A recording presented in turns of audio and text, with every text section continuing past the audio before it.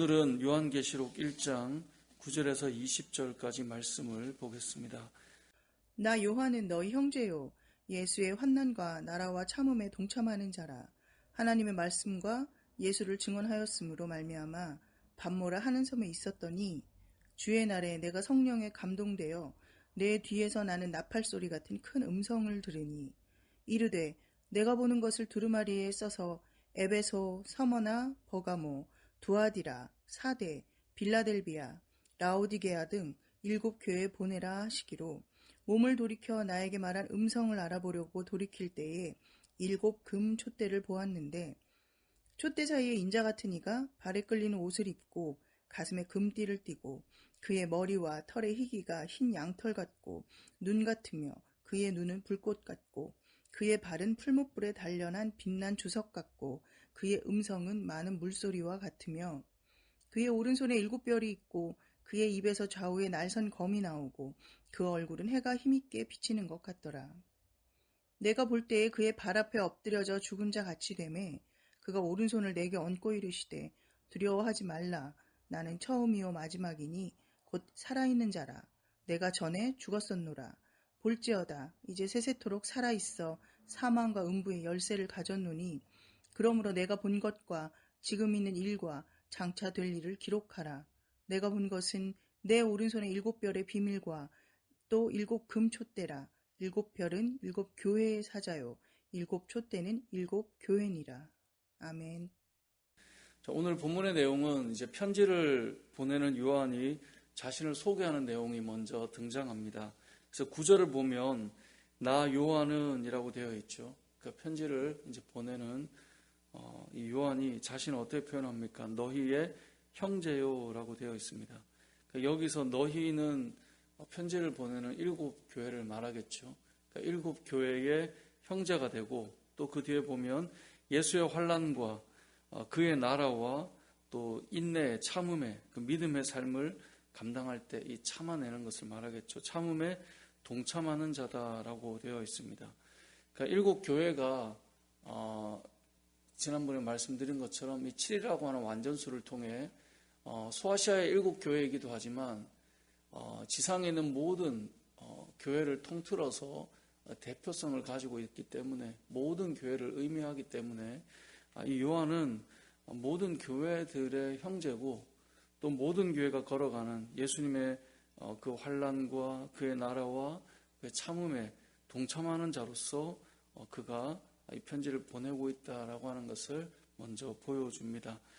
요한은 이 편지를 보내는 사람입니다. 어찌 보면 요즘으로 보자면 말씀을 전하는 자가 될 수도 있고 또 어떤 리더의 자리에 있을 수도 있고 다양한 어떤 위치에 있을 수 있는데 분명한 건 그는 모든 지체들과 형제가 되었던 사람이고 그 역시 고난에 동참하고 환난에 동참하고 인내로 교회가 걸었던 길을 함께 걷는 사람이다라고 표현하고 있는 것은 이 땅에 있는 어떤 목사를 비롯해서 어떤 리더 그룹에 있거나 우리 교회로 보자면 목자이거나 또 어떤 직분을 가진 자이거나 그런 위치에 있는 사람들이 특별히 열외가 아니라 똑같은 형제이고요.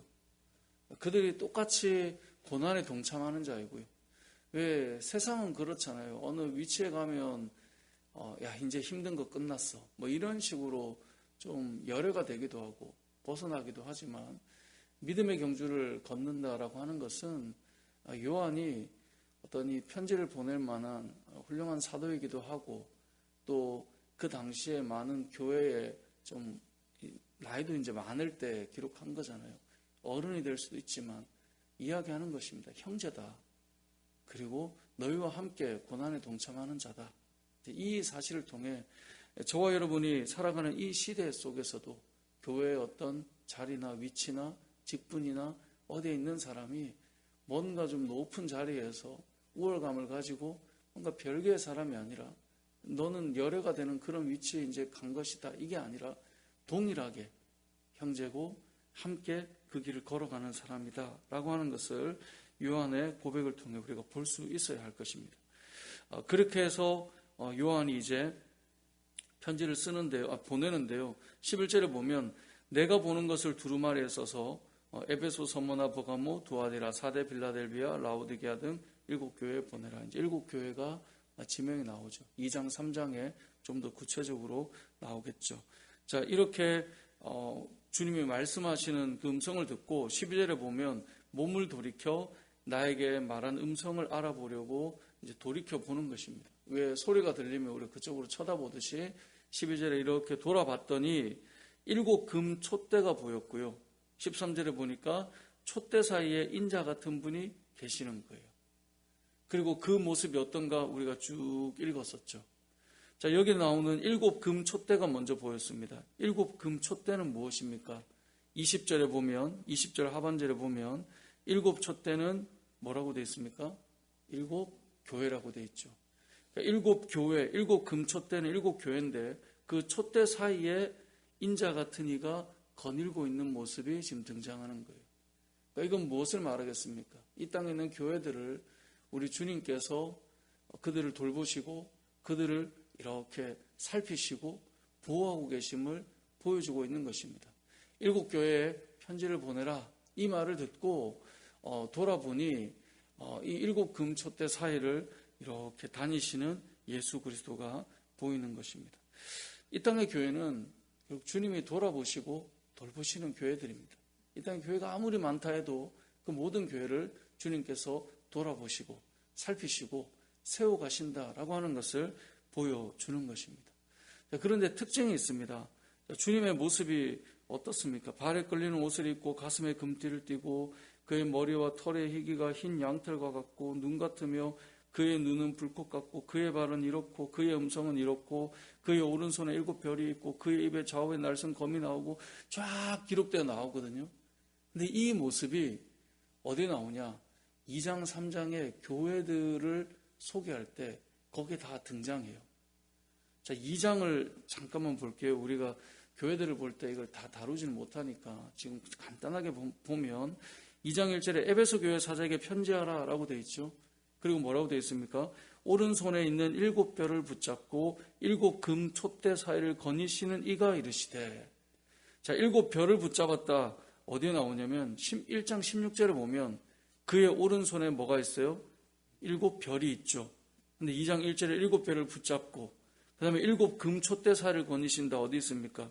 12절, 13절, 12절 끝에 7 금 촛대를 보았는데 13절에 촛대 사이에 인자 같은 이가 있죠.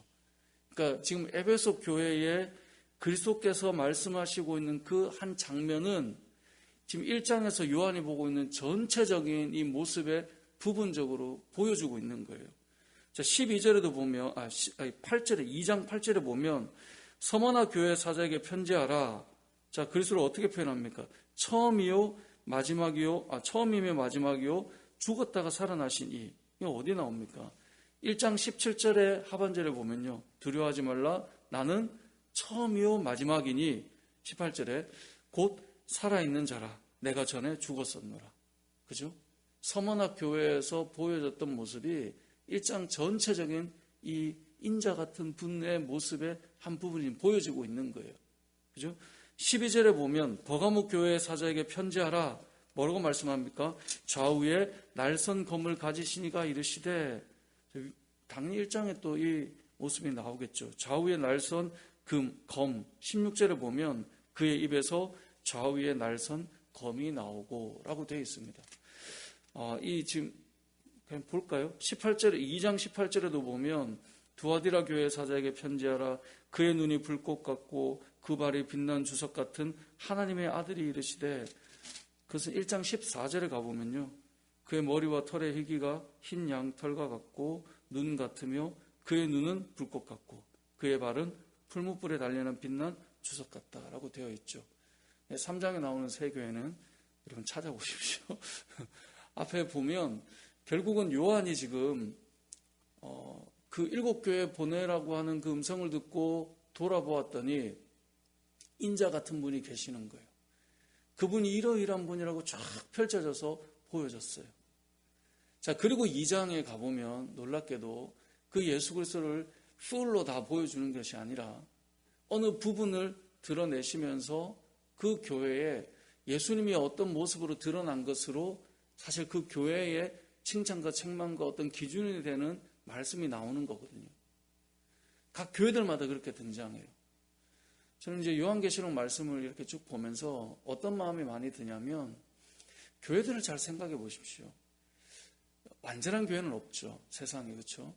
다 어떤 예수 그리스도를 따라가고 하나님께서 원하시는 교회 그림을 그려나가지만, 교회마다 사실은 어떤, 이제 칼빈은 교회는 신앙의 어머니다라는 말을 썼는데, 어떤 왜 어머니의 품마다 다르고 뭔가 좀 다른 것처럼 교회마다 조금씩 달라요, 사실.